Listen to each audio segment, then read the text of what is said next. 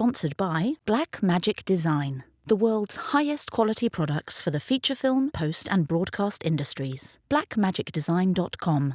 And by JMR Rentals, professional digital cinema and broadcast equipment rentals in Brooklyn, New York. jmrny.com.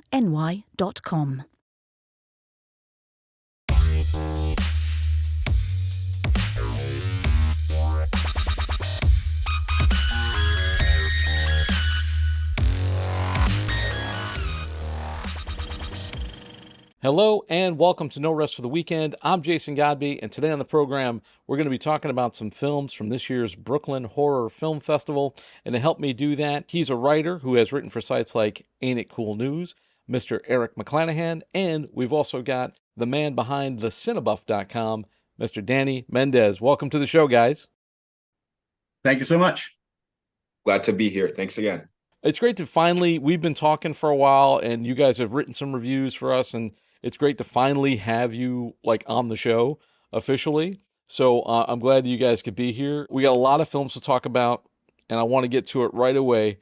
So Eric, what do we got up first? The first film that I watched was called Breathing In. It's a South African film from director Hako Bauer.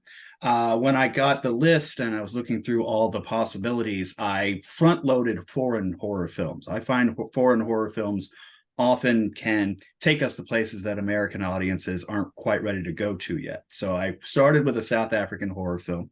This is based on a stage play by Reza DeWet called Breathing In as well. As it was a stage play, it mostly takes place in one area. But once you translate that to film, you often have to vary that location so that things don't get boring.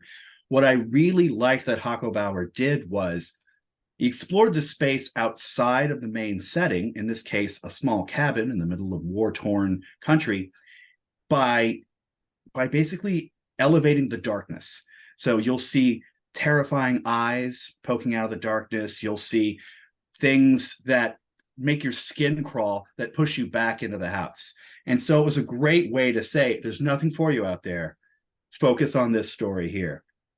As the story was set behind the Anglo-Boer War, you would think that it would be a greater commentary on conquest and conflict, but really it's a matriarchal story about the bonds between a mother and daughter and the evil that men do. It's very much a feminine tale, and that the men are cast in a negative light as they busy themselves with their tiny little distractions of war. The performances are fantastic, and I really want to call out the score by Pierre-Henri Wicom. It was very evocative, lots of long, tense strings to really just play the emotion out as the film went on.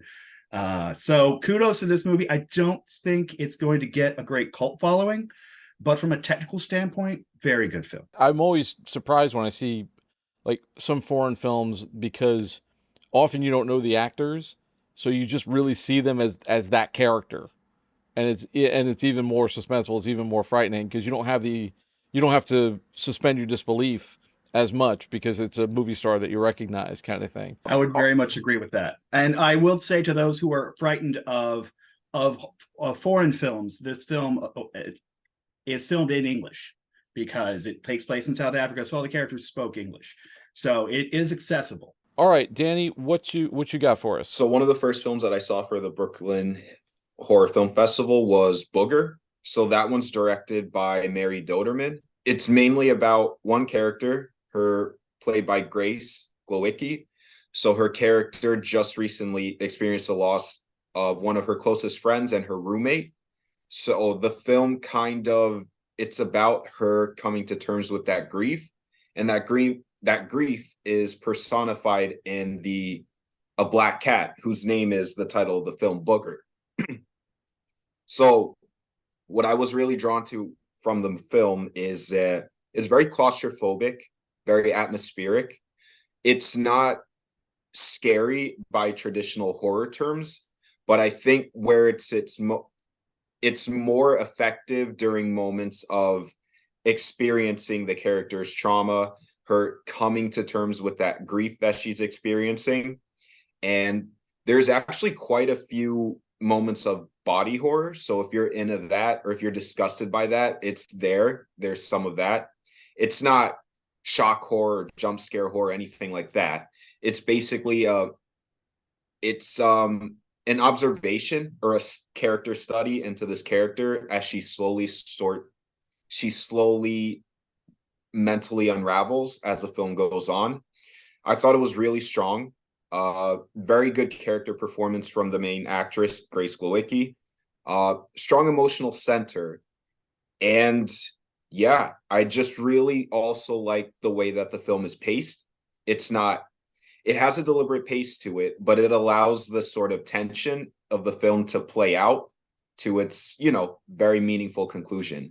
Really dug this one. Thought it was a great performance. And yeah, not scary in the traditional sense, but a lot of stuff to unpack psychologically, which really gets under your skin. The title is hilarious, but it's a cat's name. Yeah, it is actually darkly humorous in a way. There's quite a few moments where it is funny. So it's not scary the whole time. So you can get a couple laughs out of there too. So it gives it a good kind of personality. All right, man. Lots of variety. This is one of the things I like about Brooklyn Horror Fest is that they go for the different types of horror. It really they stretch the limits of it kind of thing. And they also get butts in seats. They get horror fans to show up, which is awesome. All right, Eric, what's next? So next I had another international feature. This film was called Property, or that's the English translation, by Brazilian filmmaker Daniel Bandeira. He wrote and directed this feature, and it's essentially a tale of class struggle. It takes place on a farm where indentured servants live on the farm. They live there, they work there, they raise their families there, they do their shopping through their superintendent there. So they're very dependent on this land. This land is their home. And the owners of the farm are planning to sell it and turn it into fancy high-rise hotels. And so the people who work on the farm desperately need to get their affairs in order quickly, get their papers that are held in the safe so that they must continue to work there. They're essentially held hostage on the farm by their working relationship.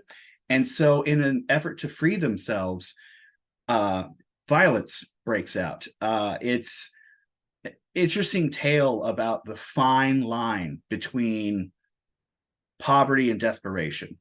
I will say this film isn't entirely that socio-political. However, it does deal with class struggle and caste systems. There's a deep layer of PTSD underneath because the film opens with viral camera footage of an assailant holding a woman hostage in a face-off with police.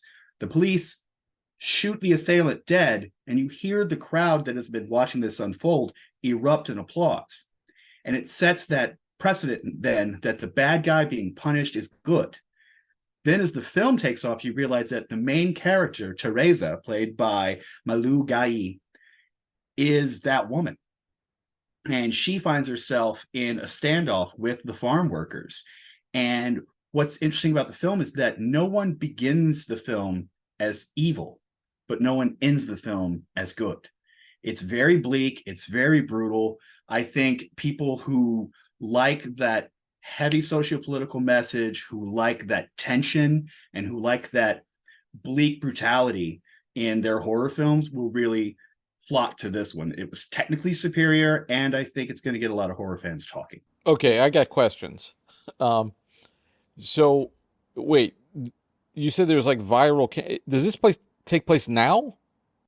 It does take place in the current time. In fact, the vehicle that they're in appears to be... So most of the film takes place, Teresa barricades herself inside an armored SUV that the family has purchased because of their affluence. Her husband, Walter, played by Carlos Amarin, is clearly infatuated with his own wealth and uses it as an armor around him, both metaphysically and literally, in the sense that he buys this armored SUV. So the glass is bulletproof. No one can get in from the outside. She barricades herself inside this Dodge SUV. So it's hyper modern, which is going to open eyes because some people don't know that there's still people living that way in the world we live in right now in 2023 or 2022 when this film actually came out in Brazil. Yeah, that was like there are indentured servants now. Like, is that what they're called, or is that just kind of practically what they are? It's what they are in reality, but not in name. Okay, so it's a sort of a modern day indentured servitude kind of thing. In Brazil, yes. It's probably not something that I would rush out to go see. But do you think this is like, do you think this is going to be like a Brazilian submission for the Oscars or to get awards and things like that? The acting is top notch. The effects, the sound design, and the message. So yes, I could see this being an Oscar contender for its technical achievements, and again for its emotional story and its socio-political undertones. It's Lord of the Flies on a farm with the rich versus the poor, unfortunately. It doesn't really sound like a horror film though. Like, would you think it's a horror film? So I will say the Brooklyn Horror Film Festival does play fast and loose with the horror genre, but the beauty of the horror genre is that there are so many opportunities to tell different stories that would push the limits of what someone sitting down for a drama could take. For someone sitting down for a comedy would not expect to happen in that film. So then when you go into thrillers, you go into suspense, and you go into these artful deconstructions of civility, you kind of cross into horror territory. I think a lot of people market their films as horror because there's like such a horror fan base, and they think it's going to mean box office dollars, but I don't know if horror fans would go for something like that, even though it sounds like a really good movie. Like it'll be interesting. I mean, the Nightmare on Elm Street, Scream 6 crowd doesn't sound like that same kind of audience. I will say the beauty of property and the beauty of some of the selections in the Brooklyn Horror Film Festival is that not all horror is monsters.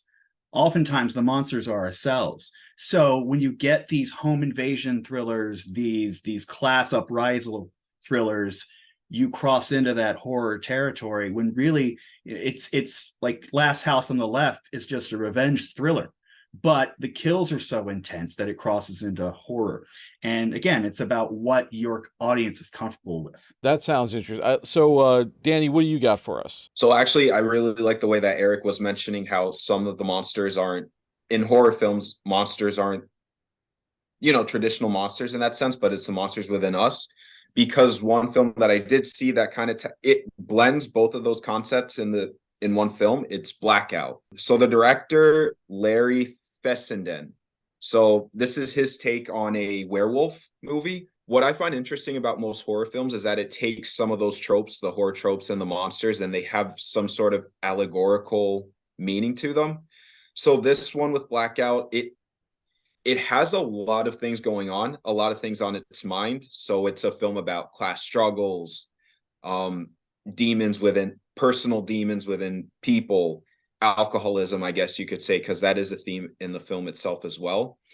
I don't think it necessarily tackles all its themes flawlessly. It's a little clumsy in that regard, but I do think where it really excels is in the main character, Charlie, who's played by Alex Hurt.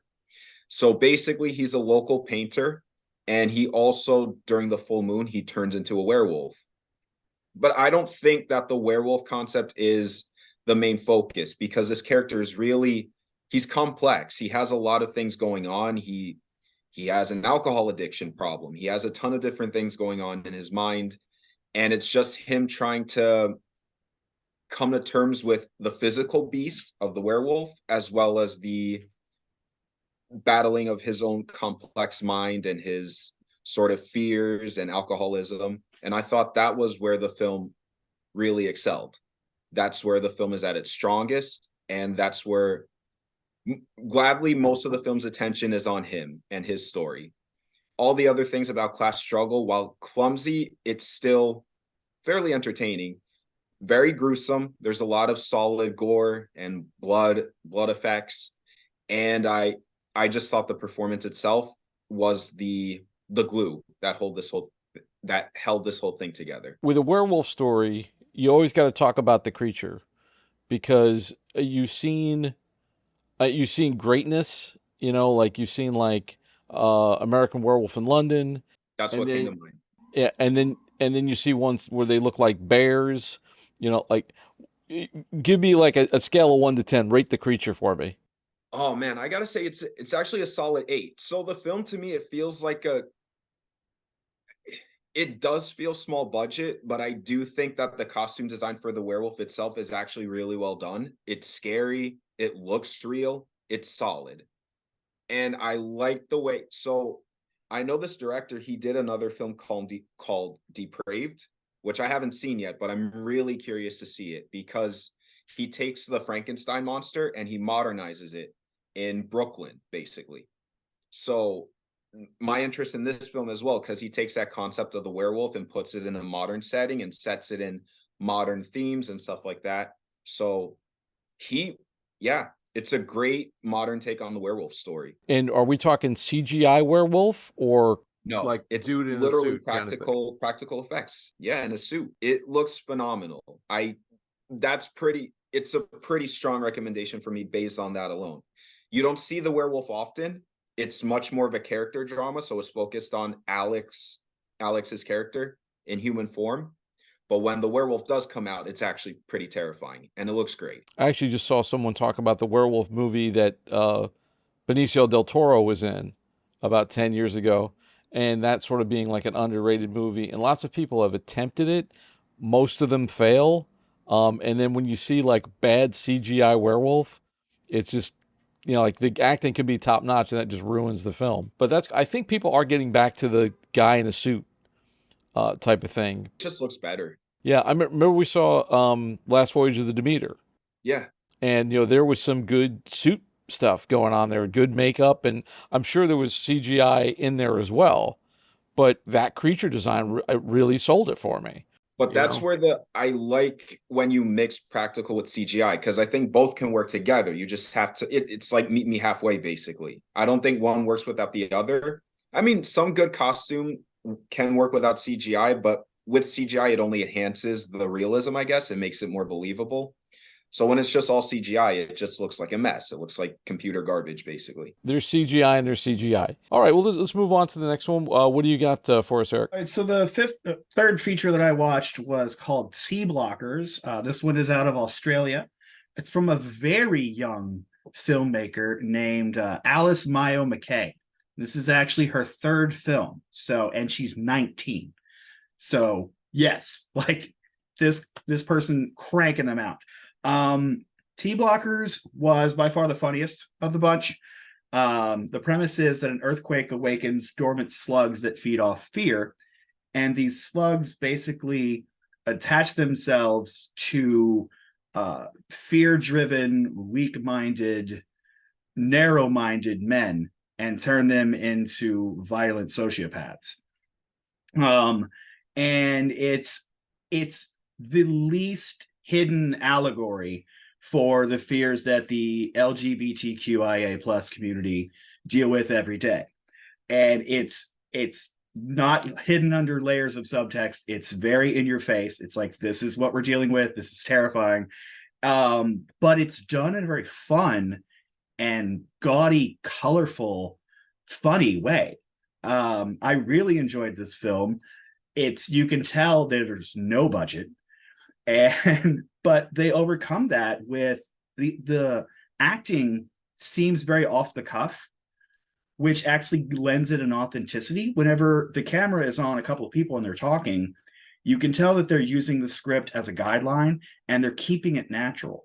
So that natural flow of dialogue among all the characters really helps sell the realism of what's going on the camera to the viewer. So you feel invested in them and you feel like you're part of it. I thought so I would applaud the acting because again, it was very authentic. There was an effort to put too many backstories on some of the characters to say like, here's a really fully developed character with all this backstory. And it's less like layers of an onion and more like calluses where we just can't see the skin beneath. But really a lot of fun from this film. I'm excited to see what this filmmaker does moving forward. T-Blockers It gets a little gory, but again, with the zero budget effects, it's not going to scare anyone, and it's a lot of fun. I'm very wary of the lack of subtext that happens now in movies.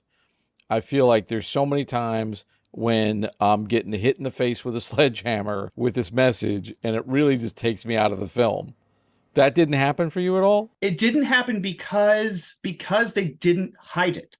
So if they had hidden it, if they'd chosen like a very obvious avatar for that fear, and then said like, this is this, but we're not going to tell you what it's actually. No, throughout the film, in addition to, the slugs radicalizing the men and having them attack, there's also news footage, newsreels on the TV in the background, on the radio in the background, talking about their rights coming under attack, talking about, oh, there's a new lawmaker who came into office and they're attacking your rights.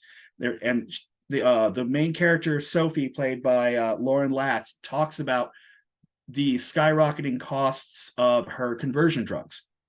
And that, and that the lawmakers are making them go up and up and up and harder to get. So there is no subtext to grow wary of because the message is front and center. But somehow not like in an annoying way.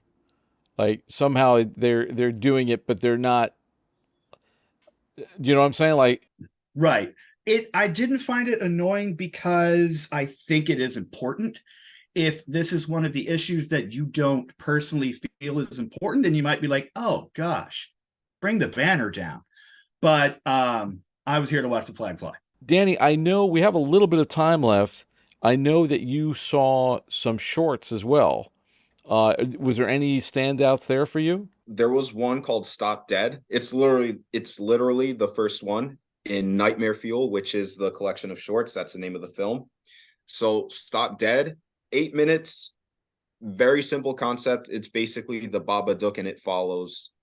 I don't want to say much about it just because, first of all, it's scary as all hell. There's this really cool editing stunt that they do with the monster, the demon that shows up, and a couple of jump scares that were actually really effective. And for 8 minutes, it gets in, gets out, and you understand the concept immediately. It's nothing new, but I think they do something really fun with it, and in a short amount of time, which I thought was really effective. Probably my favorite short from that collection of short films. The second one, I'm going to botch this name. The Worm of Belch Ben Pen Barris, I think. I think this one's a little more complicated to talk about just because there's not really a demon or a sort of threat per se that you visually see. They don't show you what the creature is or what this sort of evil force is.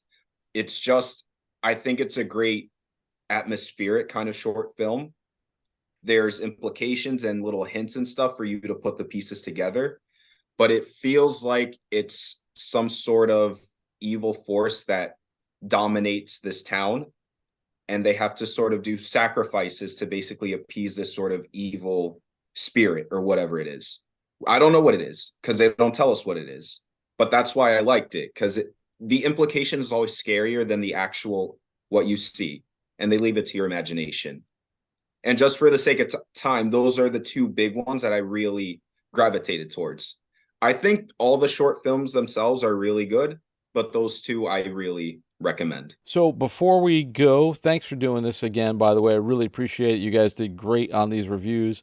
But before we go, Eric, for people who want to follow you, stalk you online, where can they find you? I am on the site formerly known as Twitter as Eric M. McClanahan. That's Eric M. McClanahan. I realize I said an Emma.